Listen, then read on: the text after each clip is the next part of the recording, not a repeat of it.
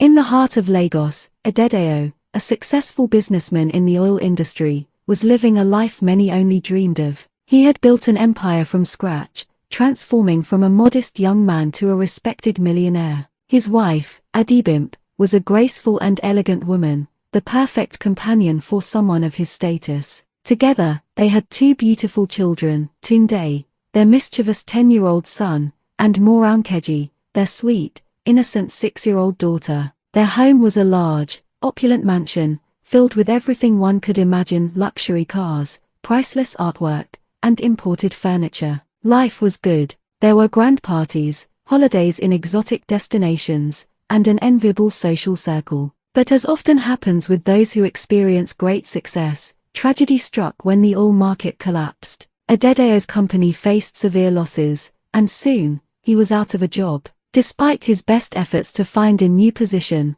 nothing seemed to come through. The family's lavish lifestyle began to crumble, and soon, they found themselves facing a reality that was far different from the life they had known. With the future uncertain, Adedeo and Adebimpe made the difficult decision to leave the city and return to Adedeo's hometown, Inuigban, a small village in the heart of southwestern Nigeria. It was a quiet place where life moved at a slower pace, and the hustle of city life was replaced by the steady rhythms of farming, communal living, and village politics. They sold their mansion and most of their possessions to survive. Adebimpe, who had once been pampered by servants, found herself working the land. She planted cassava, yams, maize, and vegetables to provide for her family. She would wake up before the crack of dawn, working alongside the village women, and still manage to come home in time to care for her children. Adedeo, once a proud businessman, found it difficult to adjust. His previous skills in the corporate world were of no use in the village,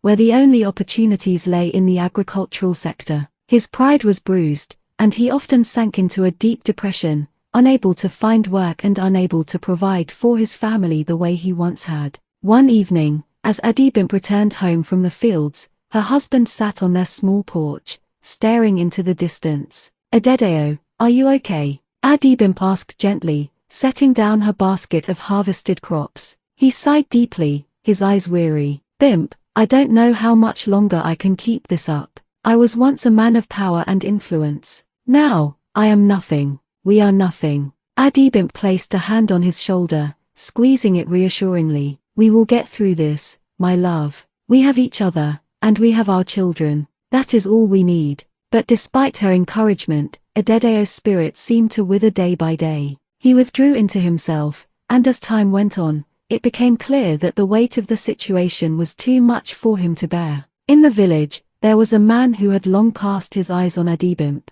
Chief Olanweju was a powerful and wealthy man in Inuigban, known for his vast landholdings and influence over the villagers. He was much older than Adebimpe, but he had developed a dangerous obsession with her. He was used to getting what he wanted, and he didn't take kindly to rejection. One afternoon, as Adebimpe was returning from the market, Chief Olanweju approached her, his eyes gleaming with a strange intensity. "Good afternoon, Adebimpe," he said with a smooth, almost predatory smile. "I see you are working hard, as always. Your husband is lucky to have such a diligent woman by his side." Adebimpe bowed her head in respect but didn't respond. She had grown weary of his advances. "You know, Adebimpe," the chief continued, "your husband is a good man, but he is no longer in the position to take care of you and your children. He's no longer the man he once was. You deserve better." Adebimpe's heart sank. She had heard similar words from him before, but she always pushed him away. "I am happy with my husband,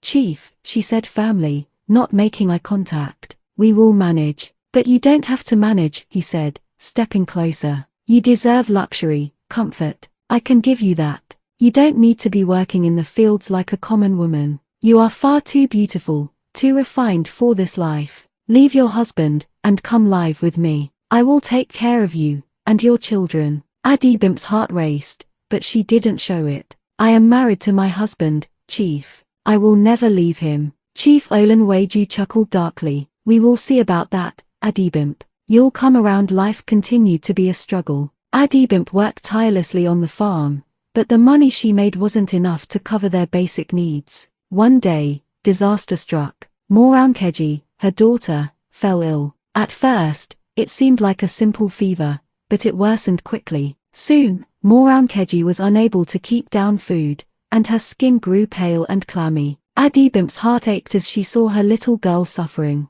They rushed her to the nearest clinic, but the doctor's face grew grim as he examined her. She needs immediate treatment, but we cannot start without a deposit of 100,000 naira, the doctor said. Without it, we cannot help her. Adibimp's world seemed to collapse in that moment. She had no money, they had no savings left. Adedeo, his pride now shattered, sat in silence, knowing he could do nothing. Tears filled Adibimp's eyes as she turned to the doctor. Please, doctor, is there no other way? The doctor shook his head sadly. I'm sorry, but without that deposit, I cannot begin treatment. With nowhere else to turn, Adibimp found herself walking back to the one person who had constantly harassed her, Chief Olanweju. When she arrived at the chief's mansion, he was sitting in his garden, surrounded by his servants. He looked up, surprised to see her standing before him. What brings you here, Adibimp? He asked, feigning curiosity. Adibimp swallowed hard.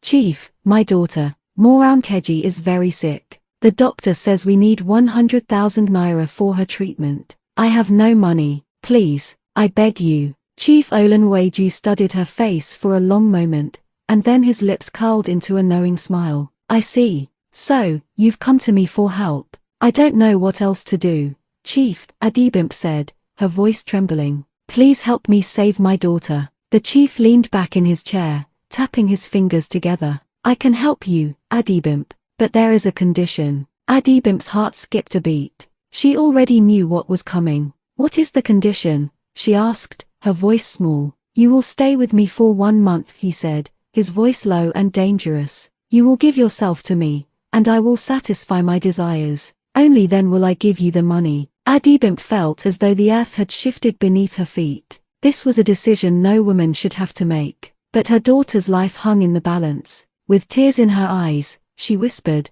I will do it. Please, save my daughter. Adibimp stayed with Chief Olanweju for a month. Each night, she lay in his bed, enduring his advances, all the while praying that it would be enough to save her daughter. She hated every moment of it, but she did it because it was the only way. When the month was over, and Morankeji was finally out of danger, the chief returned to collect his payment. But Adibimp, now hardened by her ordeal, stood her ground. I have repaid my debt to you, Chief, she said firmly, her voice steady despite the turmoil in her heart. I will not come to live with you. You will not have me in that way anymore. The chief, enraged by her defiance, tried to force her, but Adibimp, empowered by her love for her children and her resolve, refused to back down. I will repay you every kobo, Chief, she said, but you will not control me. I will never be yours. Months passed, and life slowly improved for Adibimp and her family. Adedeo, although still struggling,